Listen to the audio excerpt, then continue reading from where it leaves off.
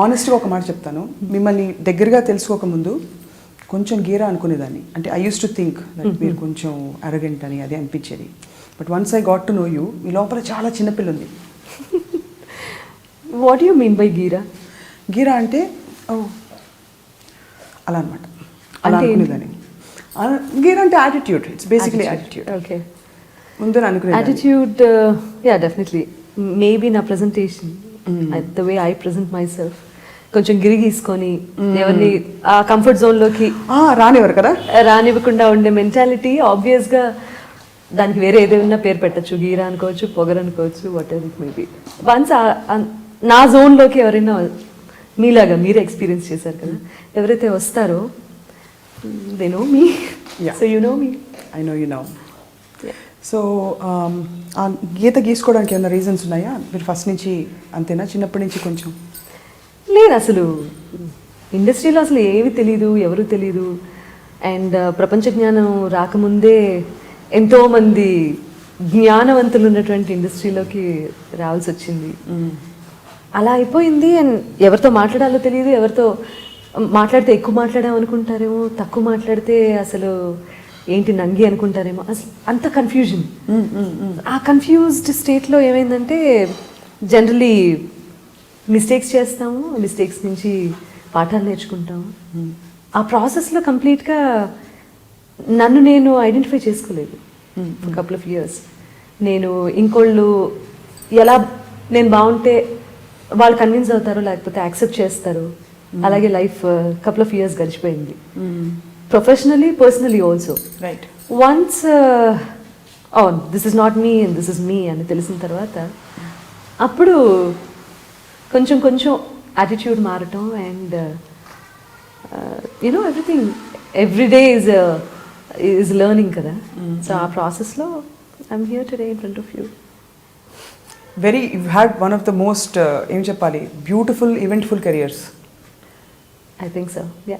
ఎందుకంటే ఆనెస్ట్గా, and this is going on record, Telugu పాటలు, నిలిచిపోయే పాటలు, ఎక్కువ పాటలు పాడిన గాయని గాయకుల లిస్ట్లో బహుశా మీ తర్వాత ఎక్కువ మంది ఇప్పుడు కనిపించట్లేదు.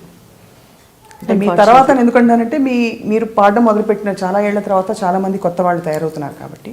బట్ మీతో ఆ ఎక్కువ ప్లేబ్యాక్ సింగర్ అంటే ఇన్ని పాటలు పాడాం, ఇలాంటి పాటలు పాడాం, ఇన్ని వెరైటీస్ పాడాం అని ఆగిపోయింది.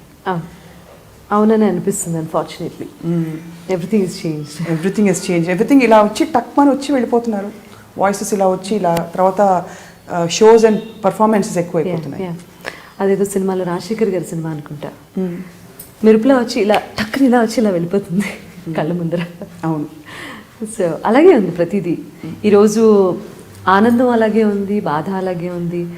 అంటే ప్రతి ఇమోషన్కి కూడా సస్టైన్ అయ్యేంత టైం మనం ఇవ్వట్లేదు లేదో, లేకపోతే సిచ్యువేషన్ అలా కలిసి వస్తుందో తెలియదు, కానీ అలా అయిపోతుంది ఎవ్రీథింగ్. ఏది స్టేబుల్గా ఉండి అది ఎంజాయ్ చేసే పరిస్థితులు. పాట కూడా అలాగే అయిపోయింది. కానీ మీ పాటలన్నీ మేము పాడుకుంటూ ఉంటాం మాకు వచ్చిన పద్ధతిలో. ఎలా? ఇప్పుడు నేను పాడినా నాకు తెలుసు, మీరు I know you very well. So ఇప్పుడు మీరు నన్ను ఏ రకంగా ఇమిటేట్ చేస్తారా?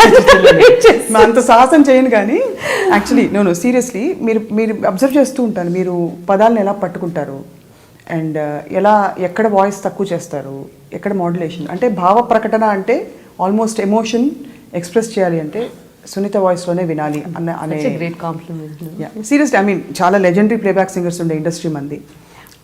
అందరికీ మనస్ఫూర్తిగా ప్రణమిల్లుతూ అట్ ద సేమ్ టైం మీ కాంట్రిబ్యూషన్ టు సింగింగ్ మ్యూజిక్ ఏంటంటే ఎక్స్ప్రెషన్తో ఎలా పాడాలంటే Sunitha. So sweet of you to say that. ఎందుకంటే నాకు ప్రతి పదము ప్రతి అక్షరం నేను నేర్చుకున్న పద్ధతి ఏమో ప్రాబబ్లీ నేను కృష్ణమోహన్ గారి దగ్గర లలిత సంగీతం నేర్చుకుంటున్నంత కాలం one of the best days of my life అని చెప్పచ్చు. ఎందుకంటే భాష భావము పరిచయం అయింది అక్కడే నాకు.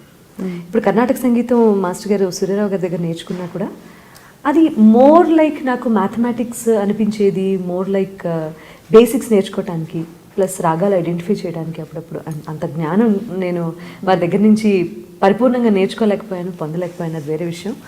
అయితే సైమల్టేనియస్గా నేను లైట్ మ్యూజిక్ నేర్చుకోవడంతో ఏమైందంటే నాకు భావ ప్రకటన మీద పట్టు పెరిగింది. అంటే ఎలా చెప్పిస్తారా ఇది ఇలా పాడండి అని? అంటే ద వే ఆయన ఎక్స్ప్లెయిన్ చేసే తీరు, ఆయన పాఠం చెప్పే తీరే అసలు